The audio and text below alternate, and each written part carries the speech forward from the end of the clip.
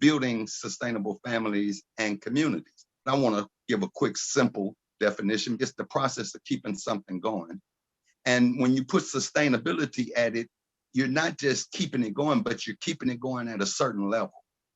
To be sustained, it has to maintain or have a consistency about itself. And I think that's very important. But another fact that comes with addressing sustainability is also to look at the things that are opposite or working against the sustainability, things that eventually are going to wear out the human family or wear out the community, things that are dangerous. And in El Fataha, our attention is brought directly to sustenance. Iyaka nasta'in. That term is almost the same term. If you translate it out of the Arabic, it's the term sustainable. And Allah brings our attention to how important that is. And we should take heed to that. So this theme is consistent with our religion. It's supporting our religion and it's supporting our human essence. You know, it's said that whenever Allah creates a thing, that our enemy, the shaitan, the Satan, seeks to imitate it or to try to produce his rendition of it. Allah says about himself that his plan comprehended the creation of the heavens and the earth. That's one of the statements that Allah says about himself. And when we look at that, we have to, if we're going to be serious about our service, we have to look and see how is the enemy or those that are the adversary, those that are working against our betterment, what have they come up with? And I couldn't help but to notice that when we look at Allah's creation, he's placed the sun up in the heavens and he's placed the moon there. And that sun oversees and stimulates certain activity, and that moon has an effect on us. And then we see what we call stars. So this tells me that the shaitan has developed the sun. And believe me, he's got one. And it gets our activity. You know, Allah says about the sun when it's up, that's when the activity, the livelihood of the human family is practiced. And the moon, we have insights on that, reflects spirituality. And we know that there's some people with stars because they've named them stars. And the shaitan, he takes the stars because of the kind of traits, character traits he has. He takes the stars and he puts them in the field. Look at how the world does the person. Most of the stars that work in the fields, they love being in the field.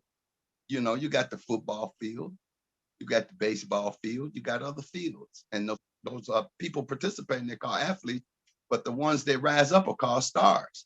And they're among groups of different stars in this false heaven that the shaitan has created to dominate and rule human life on.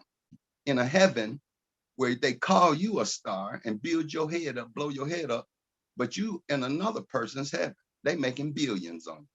So you have a situation in the modern world where the same principles of slavery have been carried out and are being carried out. They have other stars that they put in court. And you know what happens in court. Judgment goes down in court. Now you might not make the connection, but they call the arena for the basketball player. They say he's in court and they own the court.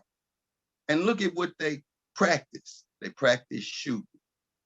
And look at how sophisticated they get to take the language that the same thing that they use to kill, take life, they have introduced it in athletics and they get you to compete shooting at each other.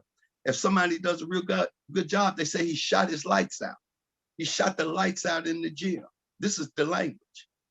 And the language triggers bells in the human psyche. Then look at these other stars.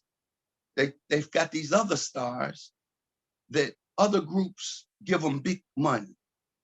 They got nasty mouths. They come out and curse their mothers, curse their daughters, curse their grandmothers, curse their own wives, and they get paid for it. And look at how they do it.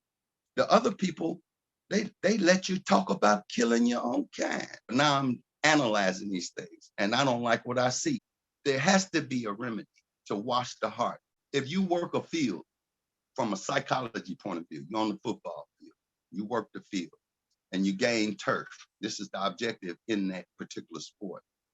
And you can't come away from that sport and realize that that sport is telling you about a real activity that you should pursue in your own life as an individual, but also as a group. You have died. You have died to some knowledge of who you really are. The only way we're going to get them is we got to touch the human conscience that I know is alive in all the men. And I know they want to do the right thing. They just need a guide, a practical method to find out how to get there.